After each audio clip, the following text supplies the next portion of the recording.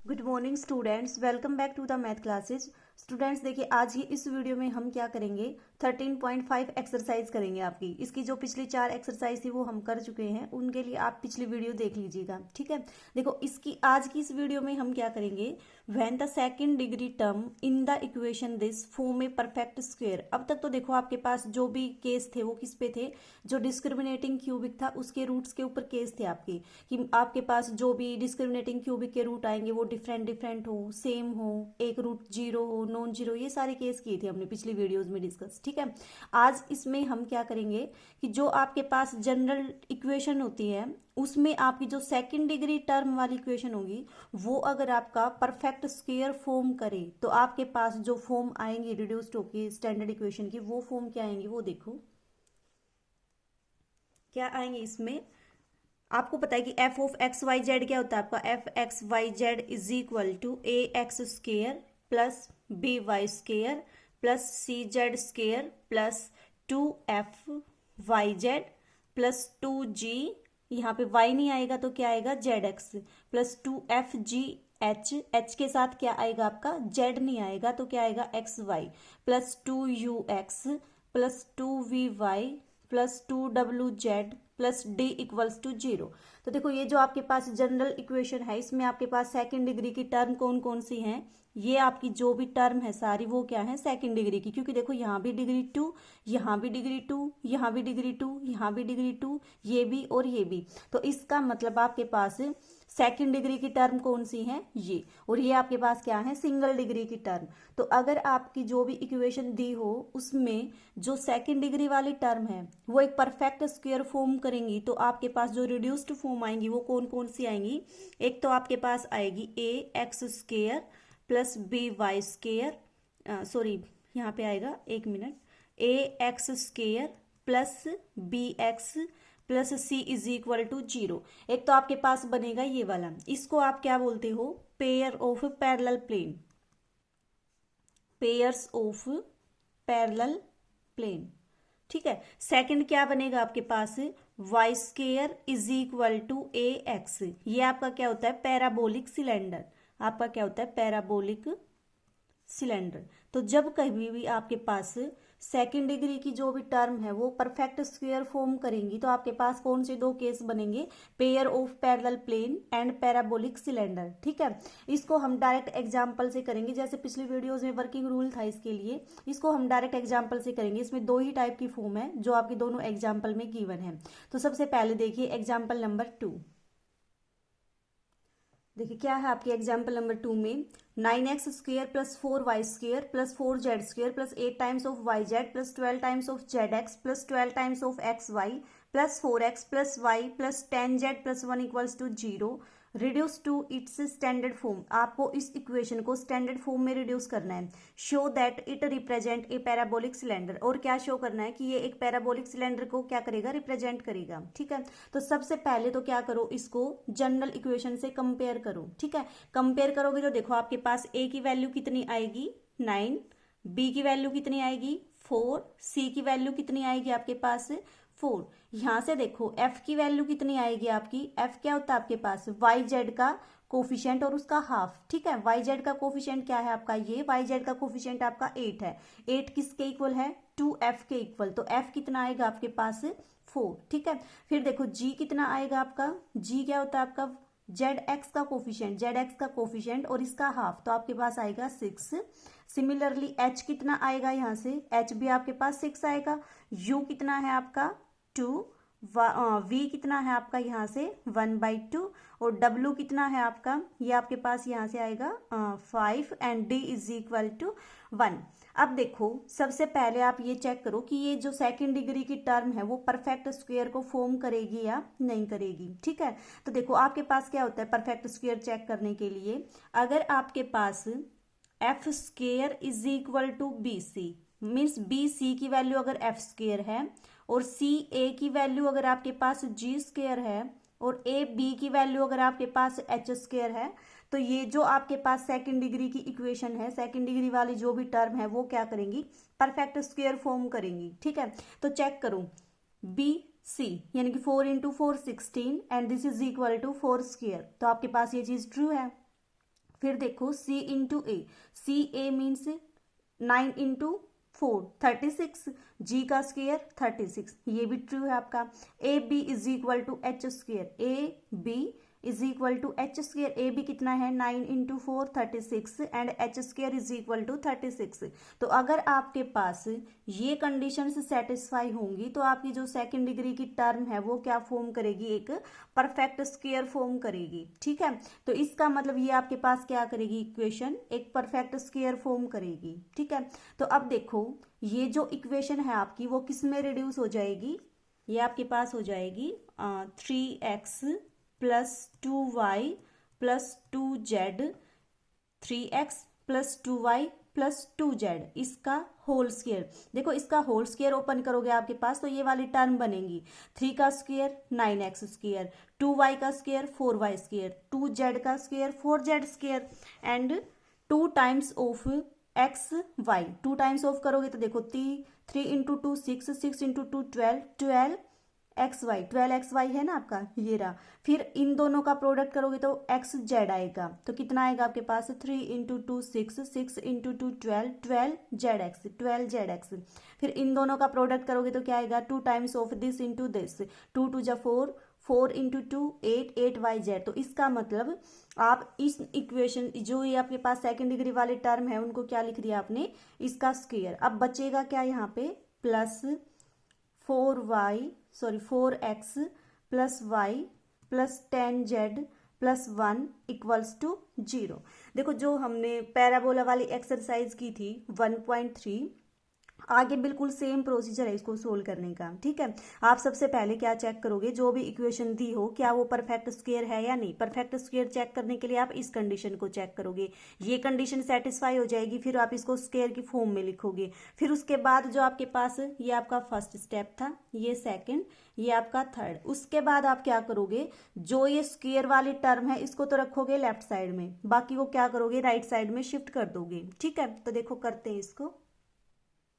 Fourth step पे क्या करोगे आप, इस इक्वेशन को तो रखोगे यहाँ पे, बाकी जो टर्म है उसको रखोगे इधर शिफ्ट कर दोगे। तो आपके पास क्या बनेगा, ये 3x plus 2y plus 2z whole square is equal to -4x minus Y minus 10z minus 1। ये आपके पास आपने मान ली इक्वेशन नंबर 1। ठीक है, अब देखो उसके बाद जो बिल्कुल हमने 1.3 में किया था वैसे ही एक पैरामीटर लैम्डा को चूज करेंगे और एक क्वांटिटी कंसीडर करके चलेंगे हम। वो क्वांटिटी क्या होगी आपके पास, इस क्वांटिटी में लैम्डा ऐड करोगे और उसको आप कंसीडर करके चलोगे। तो आपने कंसीडर किया, consider 3x plus 2y plus 2z plus lambda whole square. अब देखो अगर आप इस इक्वेशन इसको कंसीडर करते हो तो इसका होल स्क्वायर ओपन करने के लिए आपने मान लिया ये एक टर्म है आपकी, ये दूसरी टर्म है।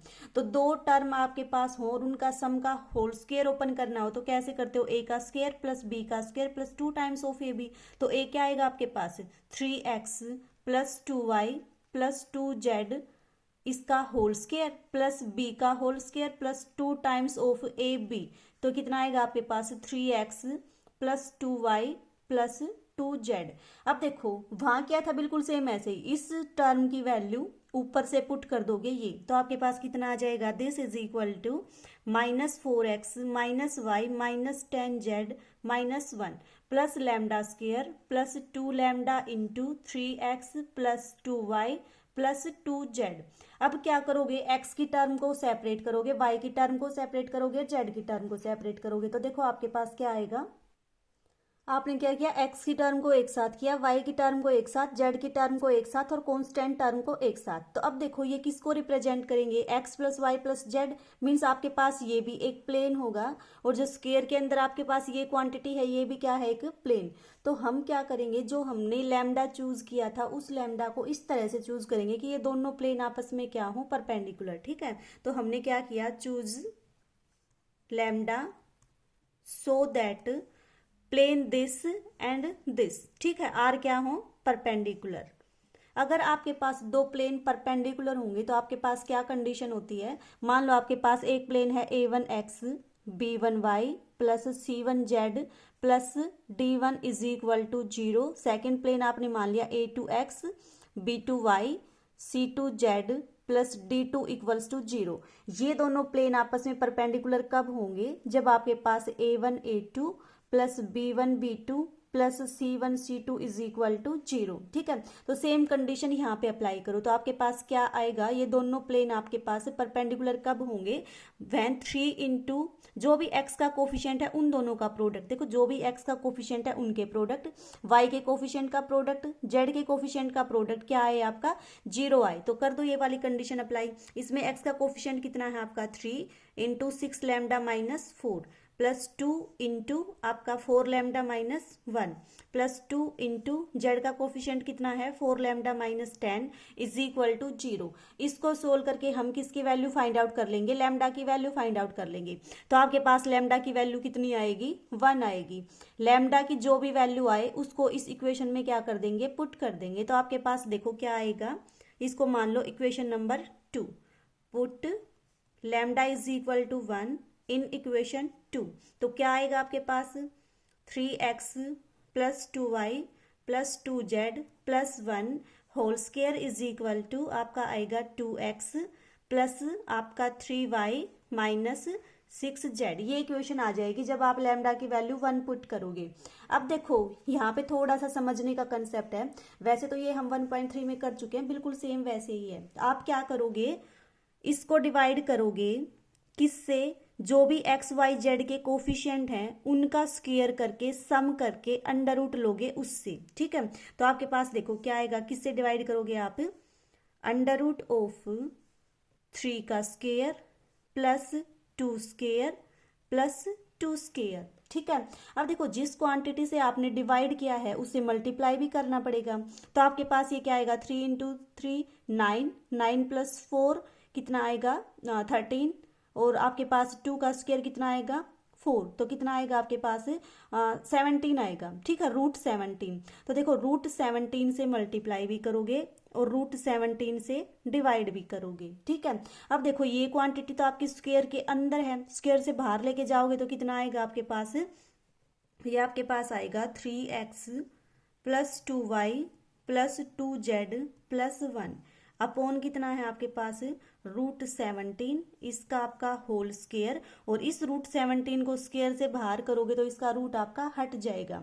अब सिमिलरली आप क्या करोगे? यहाँ पे किससे डिवाइड करोगे? अंडर रूट ऑफ एक्स का कोफिशिएंट का स्क्वायर प्लस वाई के कोफिशिएंट का स्क्वायर प्लस जेड के कोफिशिएंट का स्क्वायर। जिससे मल्टीप्लाई किया उससे क्या करोगे? डिवाइड भी, या फिर जिससे डिवाइड किया उससे क्या करोगे? मल्टीप्लाई भी करोगे। तो ये कितना बनेगा आपके पास?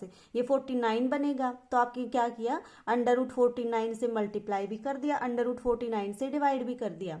तो आपके पास ये किस में रिड्यूस हो जाएगा? देखो 2x plus 3y minus 6z upon under root of 2 square plus 3 square. इसको डायरेक्ट लिख लो, ये आपके पास क्या बनेगा? या फिर ऐसे ही रहने दो, 3 स्क्वायर प्लस 6 स्क्वायर, और ये क्या बन जाएगा आपका? 7। ठीक है, अब देखो आप क्या करो, इन दोनों को, ये दोनों क्या है आपके पास?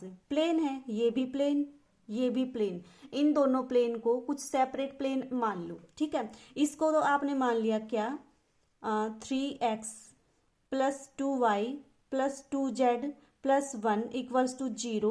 इसको तो आपने क्या मान लिया? y is equal to 0। ठीक है, इसको आपने क्या मान लिया? y। और जो आपके पास ये वाली टर्म है 2x plus 3y minus 6z is equal to 0, इसको आपने क्या मान लिया? x is equal to 0। Means आपके पास क्या थे? पहले तो प्लेन ये थे, इन प्लेन को आपने किससे रिप्लेस कर दिया? जो स्टैंडर्ड कोऑर्डिनेट प्लेन है उनसे चेंज कर दिया। ठीक है, जैसे करते हैं ना, मान लो आपके पास ये सेंटर है और हमारा एक कोऑर्डिनेट सिस्टम के अंदर ये कोई पॉइंट है, तो इस सेंटर को हम यहाँ शिफ्ट कर देते हैं। वहां तो हम शिफ्ट करते थे सेंटर को या पॉइंट को, यहाँ पे तो हमने क्या कर दिया? प्लेन को ही शिफ्ट कर दिया। किस में? स्टैंडर्ड प्लेन में या फिर कोऑर्डिनेट प्लेन में। तो जब आप इसको y is equal to 0 put करोगे, इसको x is equal to 0 put करोगे, तो आपके पास ये इक्वेशन किस में रिड्यूस हो जाएगी? देखो 17 तो आपका as it is 17y square is equal to 7, और इसको क्या पुट कर रखा है आपने? x। तो आपके पास ये किस में रिड्यूस हो जाएगी? 17y square is equal to 7x। यहाँ से आपके पास क्या आएगा? y square is equal to 7 upon 17x। और ये आपके पास किसकी इक्वेशन होती है? पैराबोलिक सिलेंडर की। ठीक है, तो ये था आपका एग्जाम्पल नंबर 2। सबसे पहले तो आप क्या चेक करोगे? देखो जो भी आपके पास इक्वेशन गिवन होगी क्या वो परफेक्ट स्क्वायर फॉर्म करती है या नहीं। अगर परफेक्ट स्क्वायर फॉर्म करे और जो यहाँ पे टर्म बचेंगी वो इस टर्म से डिफरेंट हो, देखो दो केस आएंगे आपके पास है। एक तो क्या कि स्क्वायर लेने के बाद जो यहाँ पे टर्म बचेगी वो भी क्या हो आपके पास इसी फॉर्म की हो, या तो फॉर्म की होगी इसी की या इस फॉर्म की नहीं होगी। जो इस फॉर्म की नहीं होगी उसको इस प्रोसीजर से सोल्व करोगे, और जो इसी फॉर्म की होगी उसको एग्जाम्पल 1 वाले प्रोसीजर से सोल्व करेंगे, उसको नेक्स्ट वीडियो में करेंगे, ठीक है। फिर क्या करोगे आप इसको स्क्वायर फॉर्म में लिख के इसको दूसरी तरफ शिफ्ट कर दोगे। दूसरी तरफ शिफ्ट करने के बाद देखो आपके पास क्या आएगा, ये इक्वेशन आएगी। फिर क्या करो, एक लैम्डा को कंसीडर करोगे और इस टर्म को कंसीडर करके चलोगे। इसका होल स्क्वायर क्या होता है, a square plus b square plus 2 times of a b, ठीक है। फिर उसके बाद क्या किया, एक्स वाई जेड की टर्म को सेपरेट किया। अब इन दोनों प्लेन को हमने किस तरह से कंसीडर किया है कि दोनों आपस में क्या है, परपेंडिकुलर है, ठीक है। परपेंडिकुलर है तो आपके पास ये कंडीशन होगी, यहाँ से लैम्डा की वैल्यू आएगी, जो भी लैम्डा की वैल्यू आएगी उसको इसमें पुट कर देंगे तो आपके पास क्या आएंगे, ये दो प्लेन आ जाएंगे आपके पास, ठीक है। फिर क्या करोगे, जो भी इसकी लेंथ है उससे डिवाइड भी कर दो, मल्टीप्लाई भी कर दो, लेंथ से मल्टीप्लाई भी कर दो, डिवाइड भी कर दो, ठीक है। फिर क्या करो, जो भी आपके पास ये प्लेन बनेंगे उसको स्टैंडर्ड प्लेन से रिड्यूस कर दो, y is equal to 0 and x is equal to 0, आपके पास क्या आ जाएगा, रिजल्ट आ जाएगा। इस केस में आपके पास बनता है पैराबोलिक सिलेंडर। और जो दूसरा केस है जिसमें आपके पास मैंने बताया था कि अगर ये दोनों टर्म सेम सेम दिखें तो उसमें बनेगा आपके पास पेयर ऑफ पैरेलल प्लेन, क्योंकि आपके पास जब ये बनेगी क्वांटिटी तो उसको एक्स पुट कर देंगे तो आपके पास देखो ये इस फॉर्म में रिड्यूस हो जाएगा, ए एक्स स्क्वायर प्लस बी, यहाँ पे सेम क्वांटिटी बनेगी जिसको एक्स पुट करेंगे, और प्लस सी, तो आपका क्या बनेगा, ये पेयर ऑफ पैरेलल प्लेन बनेगा। उस एग्जाम्पल को नेक्स्ट वीडियो में करेंगे, ठीक है। आज के लिए बस इतना ही।